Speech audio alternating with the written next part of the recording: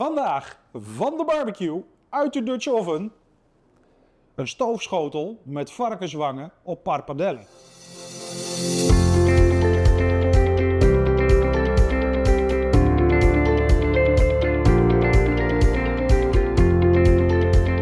Hi, Bram hier en vandaag dus varkenswangen uit de Dutch Oven Duo.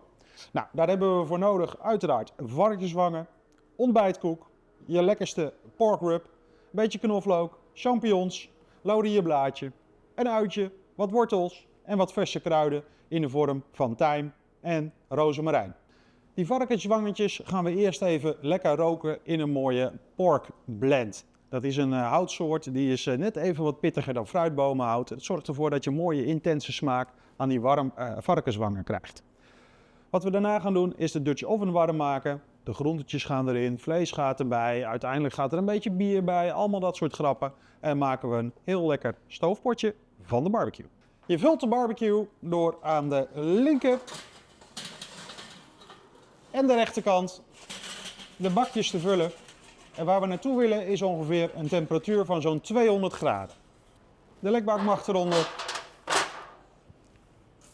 Een roostertje erop. De varkenswangetjes mogen indirect op de barbecue. En we gaan ze voorzien van je favoriete pork rub. Gewoon een klein beetje. We krijgen al heel veel smaken van de verse kruiden, de champignons, het bier.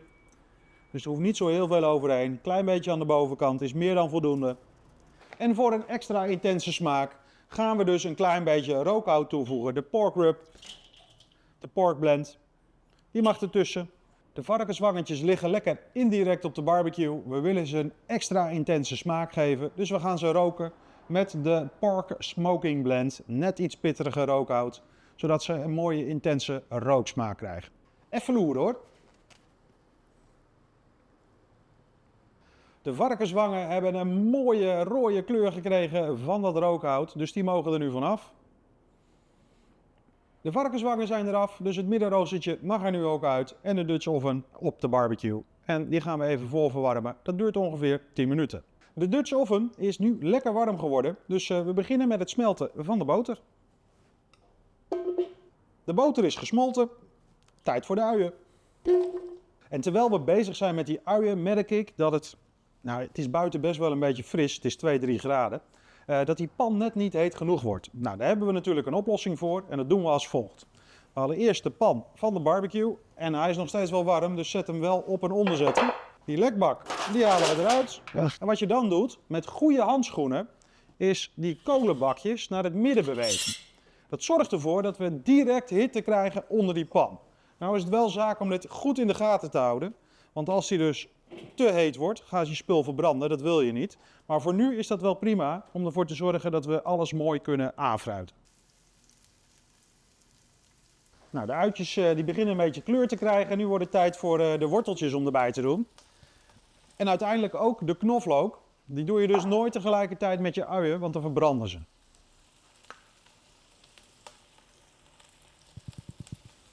En je ziet ook wat er gebeurt omdat we dat vuur er direct onder hebben gezet. Is dat die pan echt een heel stuk heter wordt. Dus dat is een mooie tip voor als het koud is buiten. Speel een beetje met die bakjes, zodat je de juiste temperatuur kan bereiken voor je pan. En om een beetje smaak te geven aan je stoofpot, een beetje tijm en wat verse rozemarijn. Pas op met de rozemarijn, die is wel heel krachtig, dus daar doen we maar 1 stokje van. En een stoofpot zonder een laurierblaadje kan natuurlijk ook niet, dus die gaat er ook bij. En wat je dan mag doen, is het vlees toevoegen aan je stoofpot. Schep alles even om. Alles zit in de Dutch Oven. Tijd voor een beetje bier. Zo, we hebben er nu een halve liter bokbier bij. En bokbier dat is een beetje zoetig en dat geeft mooie extra smaken aan die varkenswangen. En om een beetje die mooie winterse smaken te krijgen doen we er ook een klein beetje kalfsfond bij. En dat zorgt er ook voor dat alles net niet onder staat, want dat is een beetje waar je naartoe streeft. De pan is gevuld, tijd om de deksel te plaatsen. En die deksel die heeft dus allemaal van die kleine bobbeltjes. Dat voorkomt dat je in het midden één grote plens vocht naar beneden krijgt, maar dat die gewoon mooi gelijkmatig over je stoofpot gaat verdelen. We doen het deksel erop En we gaan de barbecue nog even 5 minuten op deze manier zetten. Dus met die kolenbakjes onder de pan. En dan gaan we ze straks aan de zijkant schuiven, want anders wordt het veel te heet en brandt je stoofpot aan. Het stoofpotje staat daar 5 minuutjes op. Hij mag er vanaf. En dan schuiven we de bakjes dus weer naar de zijkant. Nou heb ik gezien dat het niet heel warm is buiten. Dus ik zet ze niet helemaal tegen de zijkant aan. Maar een klein beetje zo half. Zodat hij nog steeds wel deze hitte in de pan meeneemt. Tijd om te gaan stoven. Dit gaat ongeveer een uurtje duren. Tussendoor altijd even kijken bij je stoofpot. Al is het alleen al om die lekkere geuren op te vangen. En hij begint al het vlees wordt al wat zachter. Maar we moeten nog wel even hoor. Er zit nog vocht genoeg in. Als nou echt het vocht opdroogt, kan je er altijd nog een beetje van het kalfsfond bij doen. En er mogen uiteindelijk ook de champignons erbij. Die doe je dus niet aan het begin erbij, want dan worden ze wel heel erg zacht. Maar zo'n uurtje voordat de stoofpot klaar is, dan mogen ze erbij. En dan hebben ze nog een beetje van hun consistentie. Nou, dit laten we nog even een uurtje opstaan. Dan gaan we er een klein beetje binden met de ontbijtkoek. En eens even kijken. Oeh, die ziet er al mooi uit. Nou, we willen hem iets dikker hebben. Dus wat we nu gaan doen is er even 2 ontbijtkoekjes in verkruimelen. En we gaan vanaf nu ook verder met het deksel open. En die ontbijtkoek gebruiken we dus voor de binding. Er zit ook een beetje suiker in. Wordt die net even wat zoeter. En dat is bij een stoofpot eigenlijk wel lekker. Alles even omroeren.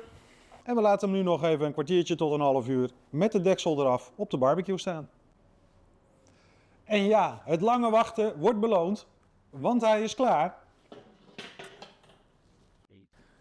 En dan wordt het tijd om je bordje op te maken.